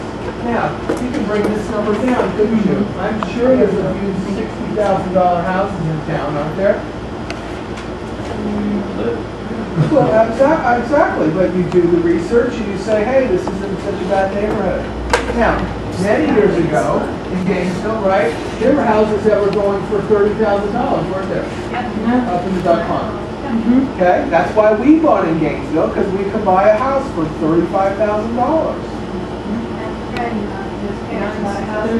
Area, beautiful, two-story, you have an elevator in the house, you pay $25,000 for it, you're gonna sell it for like $1.2 million. Yeah. Okay, so wherever you are, you need to start to look at not necessarily the highest of the high end. Well, I don't buy a new car. Do you buy a new car? No. No, why would you pay money for Lose half the value. Exactly, you drive off the lot and it's worth that much less.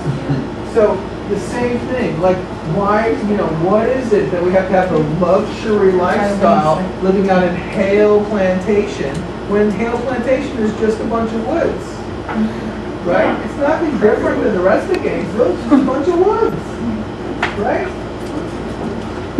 So, if you could compare the two, and it was close, right? If it was close, it would be good for you to begin to do a mortgage. Now, the other thing is many of you get suckered into a 30-year mortgage. Right? Why get suckered into a 30-year mortgage? Because your payments less. How much less? Significant. Not significant. You pay so much more interest. It's about $200. So here's the deal, right? You compare 30 to 15, and you will generally see the difference is about $100. And for that $100, you have 15 years less interest, first of all. Okay? And in addition to that, you have your home paid off that much faster. Okay? So those are two big deals right there. In a 15-year loan, since interest is paid in the first 7th and 8th year, right, most of the payment for a mortgage in the first 7 or 8 years is just interest, not any principal, you are then getting closer and closer to being able to pay off this house every year instead of the 3rd-year loan. And I would say that some of you would buy mortgage insurance because you had a family and you want to pay that off. That would be something that you calculate into that. The other place that you'd like to buy, for some of you, would be your office.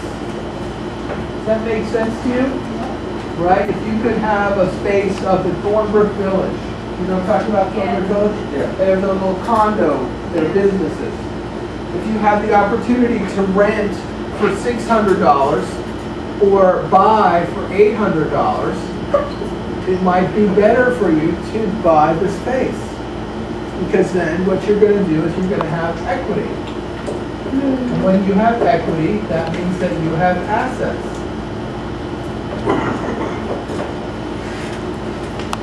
Okay? Again, this could be mostly with commercial loans, it's usually a 5 or a 10-year loan. But sometimes the person's financing it, so you can do it from some other source. Okay? So think about this. Could I own this property? Another thing to think about just in terms of your life and your lifestyle, maybe it would be beneficial for you to have some land. See, now I'm talking Jimmy's language. It's like, I don't give a damn about a house. I don't give a damn about this. You give me some land. Right? So how about if you got your 50 acres and a mule? I know it's 40 acres and a mule, but... Okay?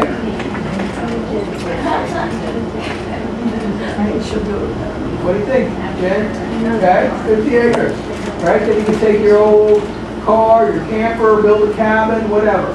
Now, Aaron and I were talking about this earlier, right? A lot of you could buy land and build your own house, couldn't you? Then you wouldn't have to have a mortgage. You could have a straw bale house, or you could do a Mike Reynolds house where you build it out of tires and tubes and bottles and recycled stuff. Okay? This is something that is going to be valuable for all of you. Whether or not it increases in value, it's something that what my grandpa used to say was, can you walk on it? Then it must be good. Okay? If it's in the stock market, can you touch it? Probably not such a great investment. Now, my grandpa was pretty damn smart. Okay? He was a developer. He made housing developments around schools. Right? So I think that, I benefited from some of the things he thought about. And one of the things that he did is he would buy land, just raw land, and conserve it. He wouldn't do anything with it. It would just be woods. Because when you build houses someplace, you have to give back something to the universe too, don't you? That's why we have a place in Missouri that we are surrounded by nothing but miles of trees. We're going to conserve the land there. There's a value in that. Okay? So each person who does this life gets to choose. But I think it's really important to own your house, not rent. I think it's really important if you have that opportunity to own the building where you're doing the work. Instead of paying rent to that person every month, that you own it. Okay, now you got 2 things that you own. Then you have some property. Right now, property doesn't really give you income, does it? Unless you sell the trees or you do some crazy thing like that. That's not what I'm interested in. So then I also think that in the future, what could happen for you is that you have investment property. Or you have a quad or a duplex.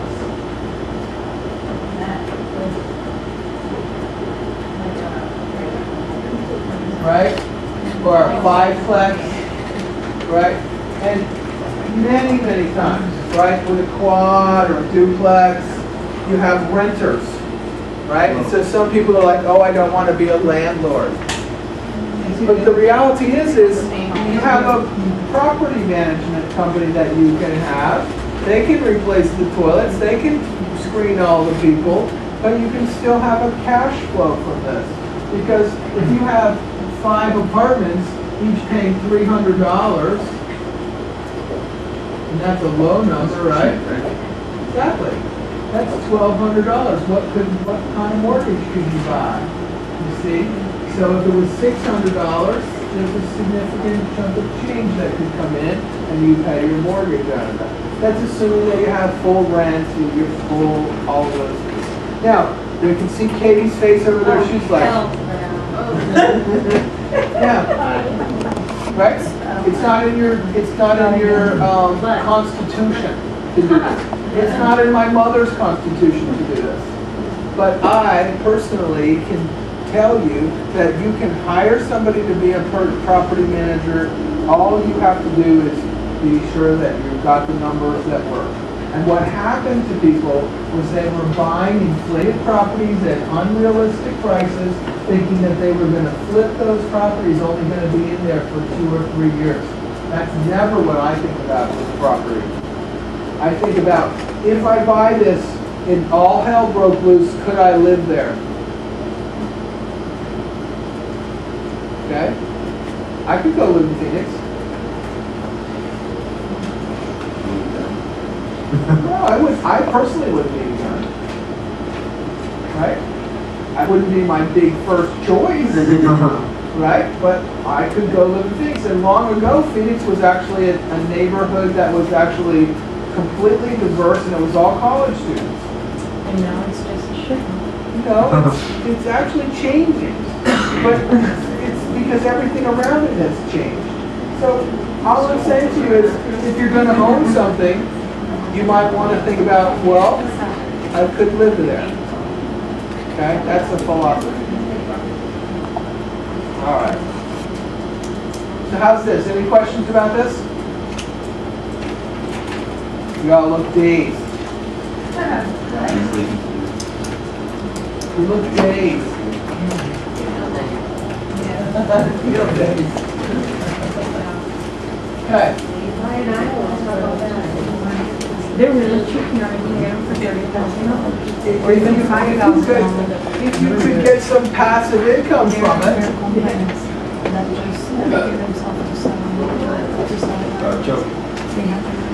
Okay?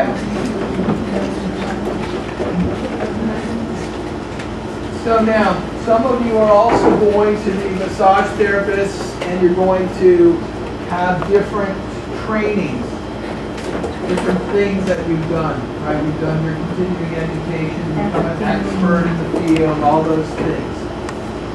Some of you eventually will have a website that you actually have passive income from, right? Where you sell a product or information or a book.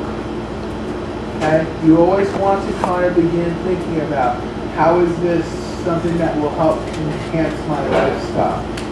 Where am I headed to with this? Okay? So many, many times people have passive income. This is what a duplex or a quad could be, if that's part of your lifestyle. If it's not, then what else could you buy? What else could you buy? Okay? Don't want to be a landlord?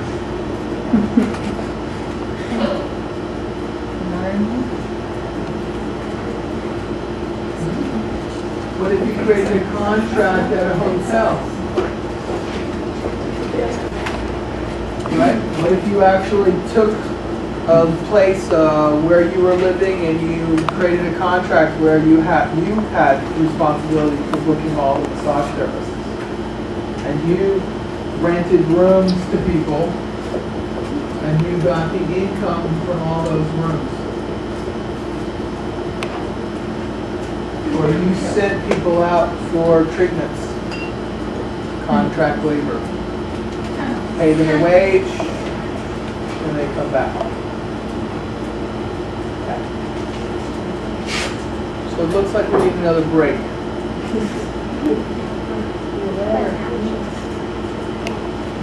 Now, what did it say up on the board there? In terms of turn it off. A little bit. I'm wearing out. This room is wearing me out. I've been here for 3 days in a row. Got 2 more to go.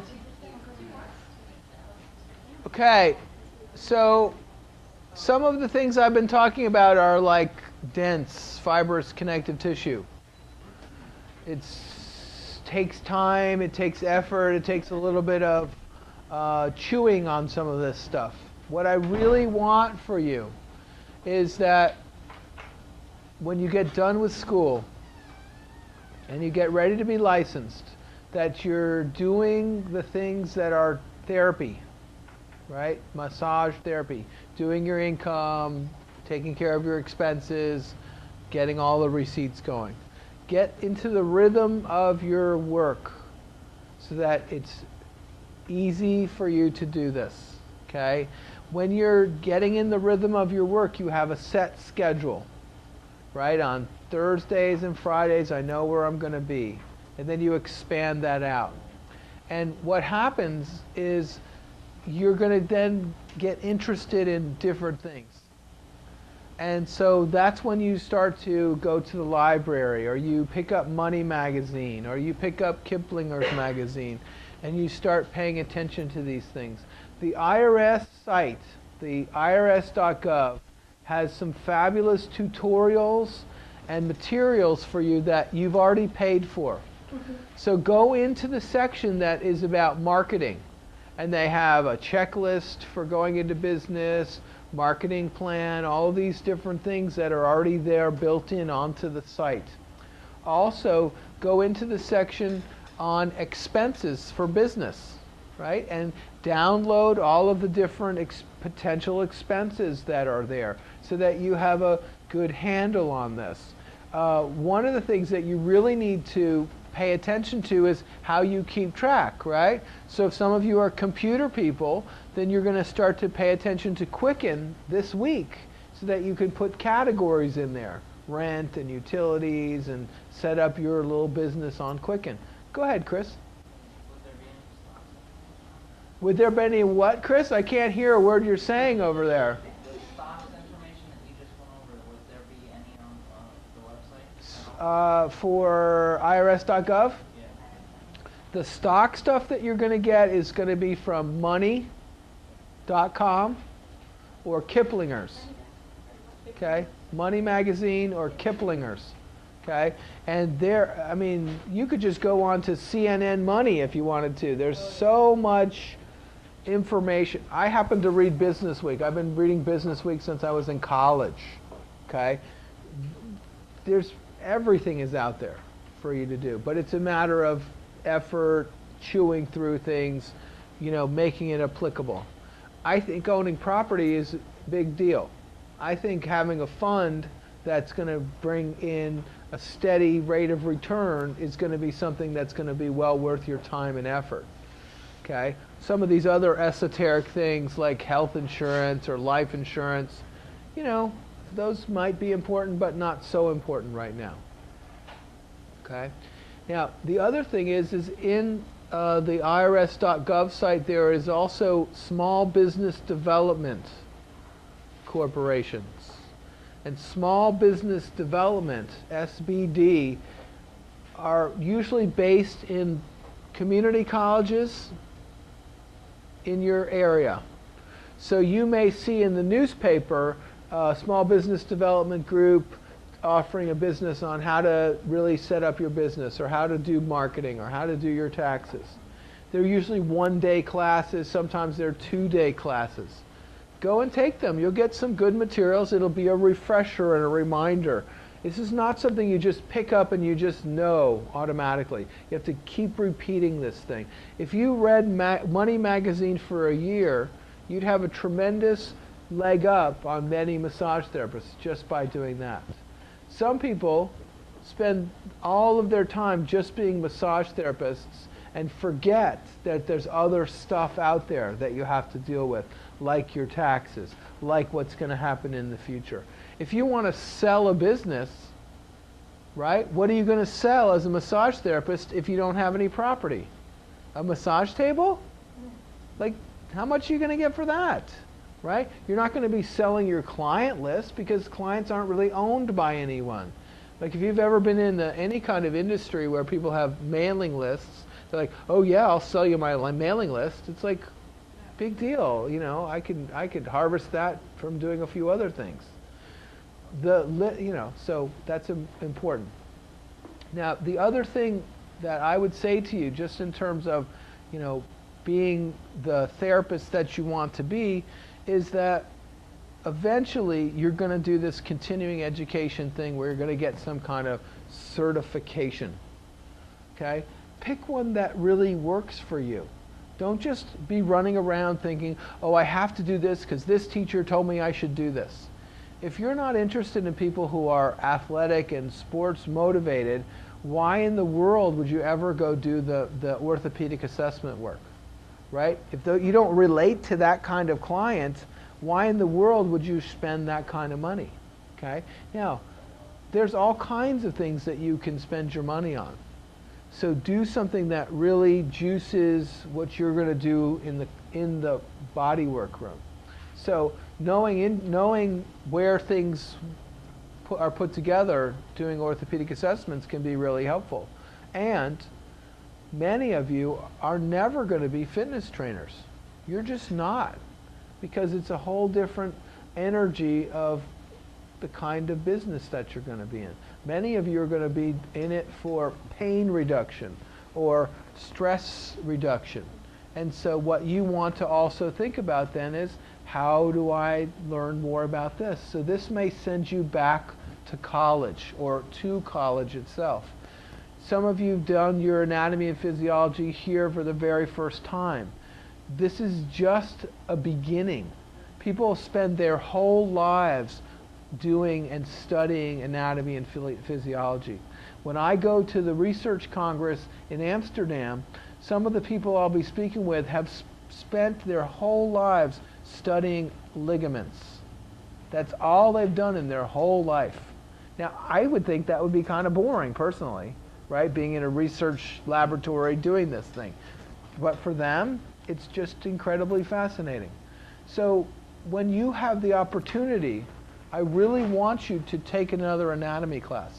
And you can do great anatomy classes now online through the iTunes University. You know what I'm saying when I say iTunes University? If you have iTunes, you go into the iTunes store and you look at the iTunes University, and they have all of the courses from MIT in physics, in astrophysics, in anatomy, everything that you could ever imagine. And there are great anatomy classes, great professors who are teaching that. And it's something that you can download for free. It doesn't cost you anything. You don't have any tuition. And you can just review a lesson anytime you want. Okay? So this is a great resource for you. If and when you become the therapist that you want to be, and you're at about your 7th or your 8th year, it would be really beneficial for you to take a class that really was a long-term education class. 200 hours, 300 hours, something that would be a reward for all those years of work. Because you're worth it. That would be something to shoot for. When you do the graduate syndrome and you just keep taking these little things because you think you're supposed to, you're not really applying what you know, because you don't know or have that hand experience. Okay? And I think if you have the opportunity to work with a cadaver, to take a class with Gil Headley or David Kent or somebody where you go to the University of St. Louis and work with the cadavers, as a massage therapist, you will change what you do because of your experience. And for some of you are like, I will never do a cadaver. And I will tell you, you could think that all you want, and you get there and you'd be like looking at psoas, you'd be like, that is so cool. And you stick your hand in there and you go, look. Okay? It's a whole different world when you're touching the body and it's somebody else's body and they're not in it. Okay? Take gastrocnemius, so you slice a little edge of it and you can see where the soleus and the gastrocnemius slide together. Okay? You pop apart the back of the knee and you see where all those nerves are. Okay? And then of course the anterior cruciate ligament would be something that you might really benefit from. So one of the ways that you can do this without doing the cadaver is to spend your time with Dr. Auckland. Okay? I've got to tell you, as a learning tool, whether the voice is on or the voice is off, you have the best visuals on the planet. Better than Gil's, as far as I'm concerned. Because it's clean, it's fresh cadaver, and it's precisely done. Gil's are beautiful in their own way, and in a very important piece of this. But Dr. Auckland's videos, you're not sitting in a lab. You're at your house. You can turn it off when you want to. You can pick it up and look at it when you want to. So spend your time learning your anatomy even more. And then, of course, physiology-wise, pain management is one of the things that you're going to spend your time dealing with. People who are in pain cannot be put in pain to get out of pain. So you need to work with how people can communicate to you when they're in pain. And this may be the place where you start working with people who are in rehab center, nursing care center, long-term care. And you develop the skills and the empathy and the ability to just be with somebody who's in pain. Not try to change it, not walk up and stroke their head, oh, I understand. Just to be with them. Because your energy field is what helps change people. If you have a positive energy field, people will be raised up in their energy field. If you have a negative energy field, they will be drawn to that negative energy field. Which kind of therapist would you like to be? When people come to see you, would you like them to actually like to be in your presence? And if you would like that, then you will have long-term clients. Okay? So everything I've talked about in terms of business, you can take with a grain of salt. And if you want to be successful in business, you need to start looking at Inc. magazine, Money magazine, Kiplinger's magazine. You need to think about what it is to invest in real estate, stocks, bonds, having a bank account, doing my checks. All of these things are the hats that you're going to wear that are outside of the massage room. And then, of course, just setting up your room, right? Just the event of setting up your room, finding the space, painting the room, organizing the furniture, getting your intake sheet all together, how do you keep the records, all of these things are the next stage. And they're going to take hours and hours and hours and hours of work. So here you are 2 weeks from graduation or 7 days from graduation, right? There's a big list out there. Now in the notes that I gave you long ago, day 4 is a checklist. There's literally a checklist of what it is that you need to do. So if you don't have a copy of that, it would probably be good for you to check in with your neighbor and see what that looks like.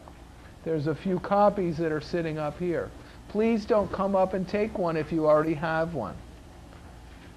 You're wasting. Doing that as research, it's time for you to start offering complimentary massages to other therapists in the area that you're going to work in, so that you can see what their room is like. When I go to Vero and I work in the rooms, there's a couple of rooms I can't work in because they're too small. They've got all this stuff on the walls and it makes me crazy. Right? They're like, oh yeah, you can use my room. I'm like, no thanks.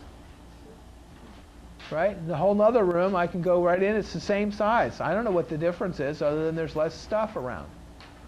Okay? What kind of sheets are you going to use? How are you going to keep the person warm? You going to have little slippers for them, or are they going to just walk around with bare feet when they go take a poop? They are going to take a poop someday. So you better plan for that. Okay? What'd you say, Colleen? Walk around with bare foot and you can step on my feet.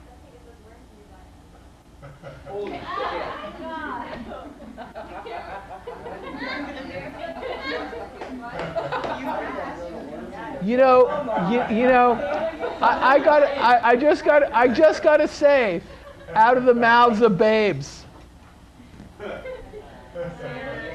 Or maybe out of the butts of babes.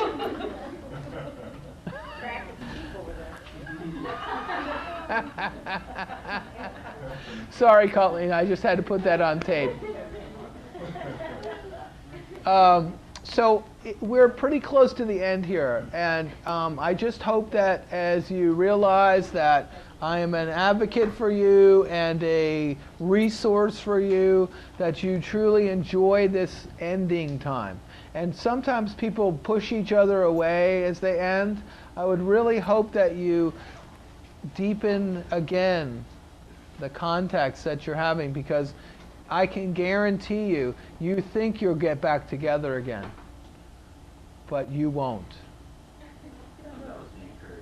No, I'm really serious about that, Lauren. Everybody, and from my class to every other class, they're all like, oh yeah, we'll get together, we'll have a reunion, we'll do this, we'll do that.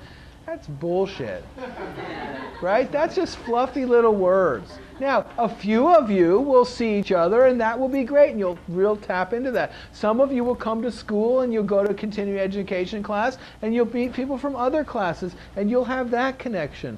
But you will never have this group of people together all in the same place. It's just not possible. That's the truth. That's all I'm saying to you. So why not enjoy this piece now instead of saying, oh, in the future we'll get together, and just say to yourself, am I complete with this person? Have I said everything and told this person what I want them to know that I think about them, and to help each other? Because Friday next week will be a completion, just like you had a completion in NMT and in sports, and I'm having completion with you right now. Because tomorrow will be a different day. It will not be business 4. It will be applications and testing. So I just really want to stress this to you. I've done this for a long time, right? 3 classes a year for 20 years. And I know that each of you will come back to the school and you will juice up from being here. But it's not because all of you are here. It's because of what the nature of the school is, right? The property, the teachers, the buildings, even though this one isn't so great. I got that on tape, too. Well, in my humble opinion.